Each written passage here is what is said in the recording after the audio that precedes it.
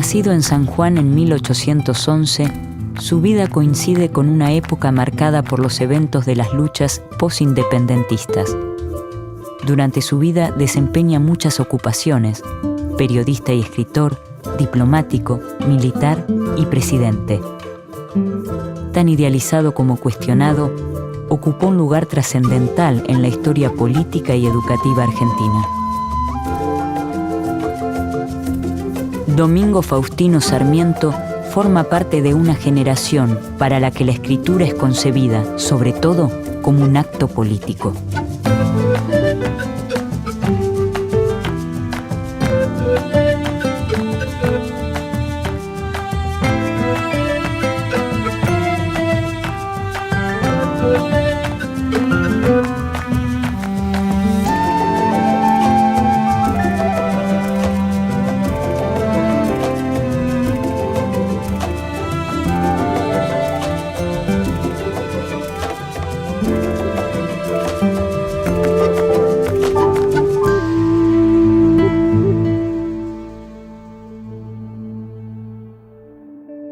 Domingo Faustino Sarmiento nace en San Juan, Argentina, el 15 de febrero de 1811.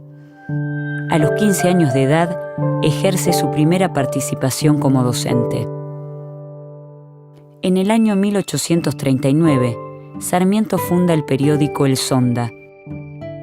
Durante las guerras civiles, se muestra favorable a los unitarios y se declara antirrosista, lo que le vale una larga persecución política. Sarmiento es una figura sumamente polémica, polisémica, imposible de encuadrar en una posición homogénea.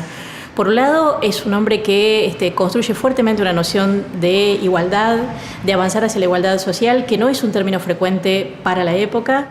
Y además encarna la noción de progreso, va generando distintas acciones en dimensiones de la sociedad diversas para consolidar una idea de progreso, para que eso tenga efectivamente una materialidad. Pero por otro lado también hay que decir que parte de un diagnóstico demográfico en el cual todo aquello que él entiende como el pueblo, el todos, aquellos destinatarios de la igualdad, destinatarios del progreso, no eran el conjunto completo de la población. Por lo tanto, esos dos elementos, solo como para caracterizar dos, están siempre en tensión en su pensamiento. Fortalecer, desarrollar, construir una noción de progreso, formar una nación y una república, pero lo cierto es que también aquellos que él está pensando como población destinataria, los piensa en términos ideales como una población y es muy reñida, es muy contradictoria con la mirada de los actores sociales concretos que nuestro país tenía en esos años.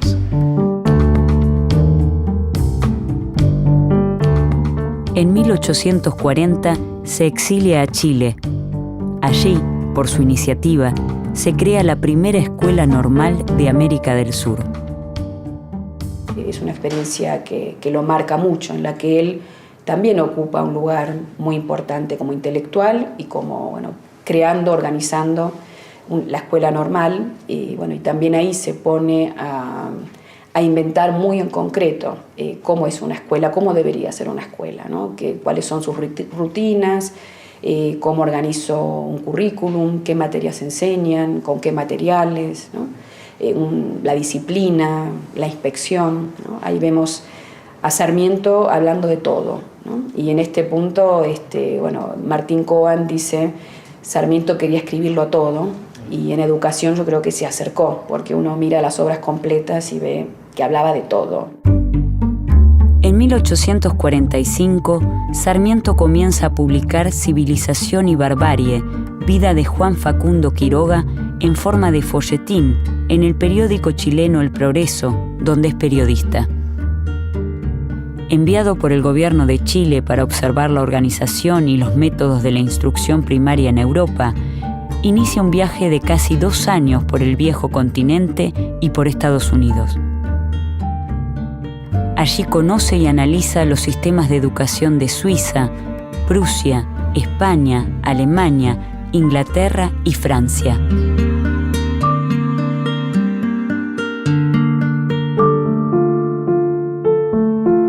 Sarmiento gesta en este viaje un aspecto central en su concepción sobre la educación popular.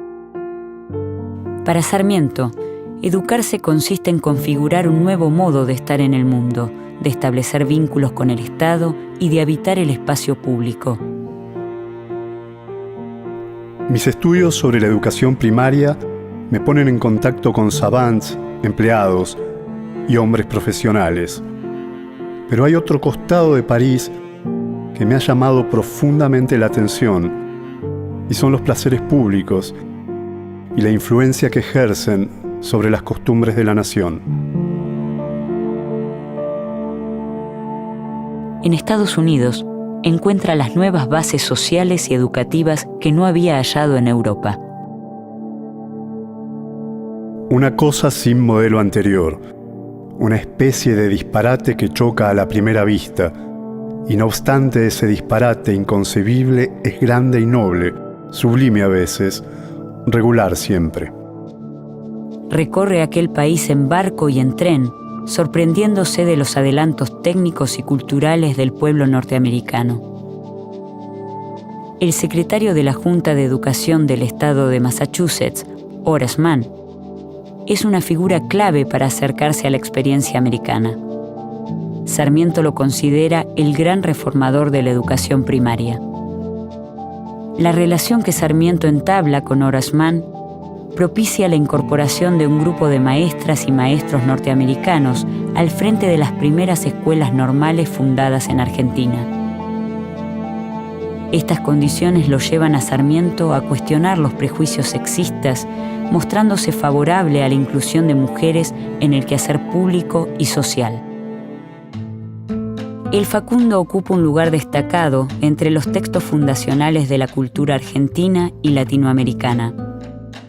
Su escritura representa un esfuerzo por echar luz sobre lo que él llama el drama que agita la vida en el cono suramericano.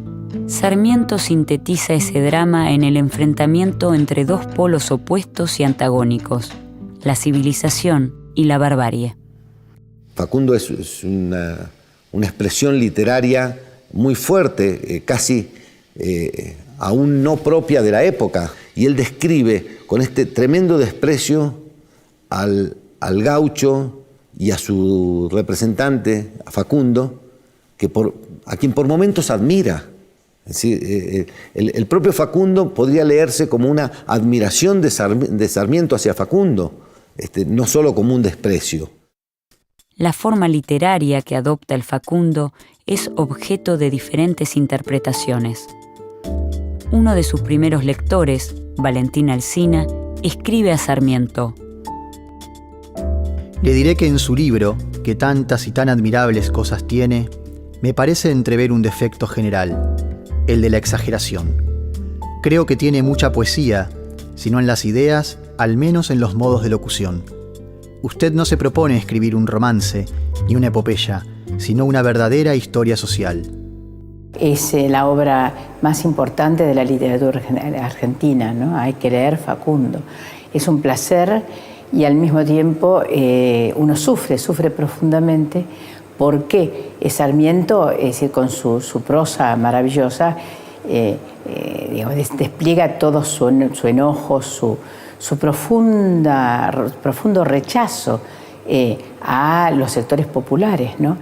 Es una excelente expresión de cómo Sarmiento es un romántico, pertenece a la generación romántica, y eso hace que junto con ellos tiene una modalidad de escribir con función estatal. Él escribe diciéndole a la gente cuál es su origen, explicándoles cuál es su origen. Esa es una de las funcionalidades del Facundo, y por lo tanto hacia dónde debería esa sociedad organizarse.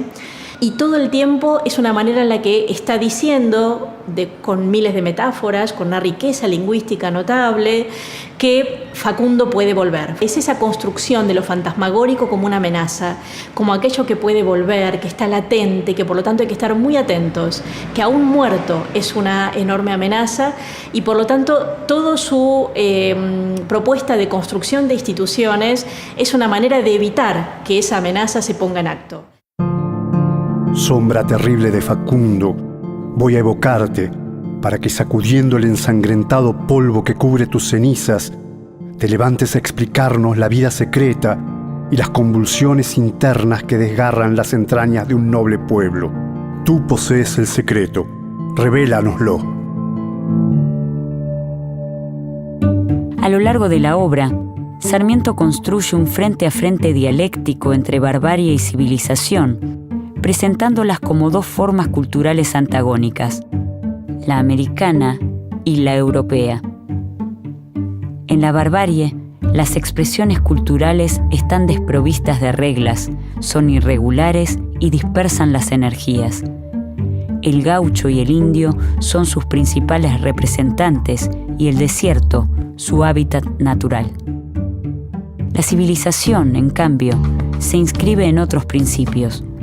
La ciudad con sus escuelas, la ley y sus comercios, el mercado interno con sus reglas, el ferrocarril, los ríos navegables y la industria. La ciudad ofrece refugio y orden, el campo, anarquía y peligro. Niños sucios y cubiertos de harapos viven como una jauría de perros. Hombres tendidos por el suelo, en la más completa inacción. ¿Dónde colocar la escuela para que asistan a recibir lecciones los niños diseminados a 10 leguas de distancia en todas direcciones? Sarmiento identifica 3 grandes grupos socioculturales diferenciados. Los sectores americanos, conformados por los aborígenes no integrados. Estos sujetos no logran ni siquiera formar parte de la categoría de barbarie y, por lo tanto, están biológica y esencialmente determinados a ser un estorbo para el desarrollo. No hay ninguna forma de redimirlos. Según Sarmiento, la única solución es su exterminio. Los grupos bárbaros están integrados por los sectores rurales, los gauchos, los indios amigos, los sectores urbanos pobres e incultos y los inmigrantes internos. Estos sectores pueden ser redimidos por la acción de la civilización y así se convertirían en participantes del progreso propuesto. Los grupos civilizados, que están integrados por los sectores urbanos cultos y de buena posición, tienen la misión de civilizar a los sectores bárbaros. La organización de un sistema educativo es la estrategia principal que Sarmiento propondrá para civilizar a la barbarie. En 1849, Sarmiento publica Educación Popular, donde sintetiza las características que debe reunir ese tipo de enseñanza. Se trata de un texto programático que convierte un relato de viaje en una de las obras pedagógicas más importantes de la historia educativa latinoamericana. El índice abarca desde la creación de un sistema de rentas para sostener la escuela hasta la construcción de edificios escolares, desde la elaboración de leyes específicas que regulan la vida escolar hasta la creación de bibliotecas y la formación de maestros idóneos. Otro aspecto también muy interesante es el tema de los edificios escolares, ¿no? Que también están cambiando. Primero está invirtiéndose muy fuertemente en arquitectura escolar y él defiende los edificios, los palacios del saber, ¿no? Y hay un aspecto también interesante. Él dice, bueno, si es por el peso simbólico que tienen, ¿no? Si la escuela es un lugar que se admira, los padres van a querer mandar a sus chicos a la escuela y van a querer ser parte de eso, ¿no? Y creo que está este doble movimiento de una jerarquía del saber escolar, ¿no? Y una jerarquía y una distanciación, ¿no? Una construcción de una distancia de la escuela respecto a su comunidad, perimetrar, poner muros, no decir esto es escuela, esto no es escuela. Si antes todos los días eran día de escuela, ahora no, ¿no? Y cualquier rancho podía ser escuela, ahora no. Pero por otro lado también hay una idea democrática, ¿no? De que es el palacio del saber y ahí todos pueden entrar. Y queremos poner la vara más alta para que todos quieran llegar ahí, ¿no? Creo que estos aspectos son aspectos que muestran toda la complejidad y la riqueza del planteo sarmientino. ¿Cuál es el sistema más apropiado para organizar la educación popular en América Latina? Sarmiento oscila entre el modelo prusiano y el norteamericano.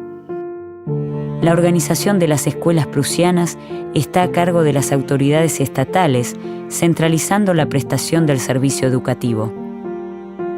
En los países donde el sistema prusiano de educación ha estado en fuerza por 20 o 30 años, hay palpablemente una actividad mental más grande, mayor capacidad de mejora en las más ínfimas clases del pueblo, que no solamente sabe más, sino que es más capaz de aprender. El sistema educativo norteamericano, por el contrario, ofrece un perfil esencialmente descentralizado, donde la sociedad es la principal responsable de impulsar y sostener las instituciones educativas. Como he dicho antes, la instrucción pública en Massachusetts es de una antigüedad tan remota como la sociedad misma, y los hábitos de propio gobierno de cada población, ciudad o villa en el estado más democrático de los que forman la Unión, estorbaba que hubiese un sistema general, o cuando menos vigilancia o inspección inteligente y ordenada. En este modelo pedagógico, la escuela gana autonomía, haciendo de cada institución un verdadero laboratorio de experimentación republicana. Sarmiento se interesa en esta experiencia porque distingue dinámicas sociales que desea ver funcionando en el Cono Sur, aunque tiene presente que en América es el Estado el responsable último de que aquellas fuerzas creadoras logren desenvolverse. En 1862, Sarmiento es designado gobernador interino de San Juan. Su ímpetu en la lucha contra los gauchos hace que, una vez pacificado el conflicto, lo nombren diplomático en Estados Unidos como una forma de correrlo por un tiempo del escenario político nacional. Regresa en 1868, a los 57 años, y es elegido presidente de la República, cargo que ejerce entre los años 1868 y 1874. Durante su presidencia, estimula notablemente el desarrollo de la educación y la cultura. Contribuye a fundar la Academia Nacional de Ciencias, la Facultad de Ciencias Físicas y Matemáticas, el Colegio Militar, la Escuela Naval y el Observatorio Astronómico, entre otras instituciones. Aún con mayor tenacidad, se dedica a la concreción de su programa educativo. Entre otras medidas, lleva a cabo el primer censo escolar y sanciona la ley de subvenciones escolares. En 6 años se fundan más de 800 escuelas primarias, se edifican más de 100 bibliotecas populares y se promulga la legislación respectiva, creando la Comisión Protectora de Bibliotecas Populares. La Argentina no tuvo nunca alguien que ejerciera el poder político mayor, el que ejerciera la presidencia de la nación y que tuviera una visión de tantas pero tantas cosas simultáneamente, ¿no? Y que de todos modos todas estas cosas tenían como centro a la escuela. Terminada su presidencia, la provincia de Buenos Aires lo nombra director general de escuelas, desde donde logra la sanción de su ley educativa en 1875. Sobre las ideas de Sarmiento se establece en la Argentina el sistema educativo moderno. El potencial democrático de este modelo radica en que todos los sujetos que pueden ser civilizados deben concurrir a la escuela. A través de esta política, la escuela se difunde velozmente y se eleva de manera notoria la tasa de alfabetización. Su proyecto de integración social, basado en la escolarización popular, excluye a no pocos hombres y mujeres, portadores de saberes forjados en tradiciones orales. Quien dice instrucción dice libro. Solo los pueblos salvajes se transmiten sus historias y sus conocimientos, costumbres y preocupaciones por la palabra de los ancianos. En 1884 se sanciona la Ley Nacional 1420 de Educación Común, que plantea la obligatoriedad de la instrucción para todos los niños de 8 a 14 años. Los contenidos seleccionados son iguales para todos los alumnos y se vinculan directamente a la formación de sujetos políticos y no a lo estrictamente laboral. La postura de Sarmiento por una educación obligatoria, una educación gratuita, esto es muy importante, es todo un tema, ¿no? Que la educación llegue gratuitamente al conjunto y que los ricos, decía Sarmiento, los ricos tienen que pagar no solo por la educación de sus hijos, sino por la del conjunto. O sea, tiene la idea de un impuesto con asignación específica, lo llamaríamos hoy. Y la idea de que, bueno, es decir, si alguien manda a su hijo a una escuela privada, tiene derecho a hacerlo, pero no por eso puede dejar de pagar el impuesto para la educación del conjunto, ¿no? Esto se refleja también en la ley 1420. Ahora, Sarmiento está en el bando laico, laico, no estoy diciendo, recalco, no estoy diciendo antirreligioso ni anticatólico, sino que está en el bando laico, democrático, ¿sí? Pero cuando se discute la ley 1420, y esto también es interesante recalcarlo, la ley 1420 no establece la educación laica, simplemente lo que hace es sacar la educación, la enseñanza religiosa del currículum obligatorio y permite, por su artículo 8, permite que se enseñe religión fuera de las horas de clase. De alguna manera legitima la enseñanza de la religión en la escuela y claramente no aparece la palabra laica. En los últimos años de su vida, sus problemas de salud los llevan a vivir en Asunción del Paraguay, donde muere el 11 de septiembre de 1888.